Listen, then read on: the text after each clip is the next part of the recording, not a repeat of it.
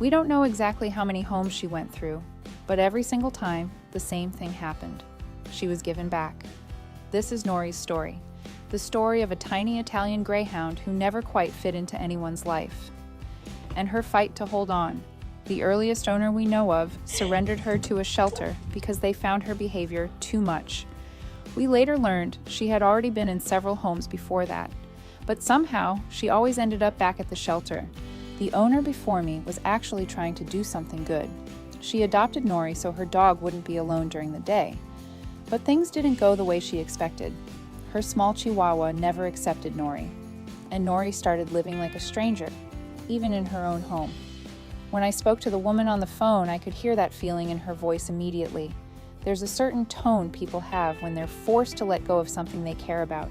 Sad, but also quiet because they know it's the right decision. And in this case, it really was what was best for both dogs. In the end, she said, "This will be better for her," and agreed to let me take Nori. When I went to pick her up, the woman didn't need to say anything. You could see everything in her eyes. She didn't want to let her go, but she had no other choice. Nori, meanwhile, moved around like a tiny shadow. It was obvious that whatever she had experienced there had left her scared. When she first came home, she was very quiet, slow steps, carefully sniffing everything, checking every corner. Her tail was always down. It almost felt like she was looking around to see if the Chihuahua was there. The first days were always like that. I kept wondering when she would finally start to feel normal, but about a week later, the real Nori appeared. That quiet little dog suddenly turned into pure energy. She started running, but not like a normal dog. It was like she was gliding without touching the ground.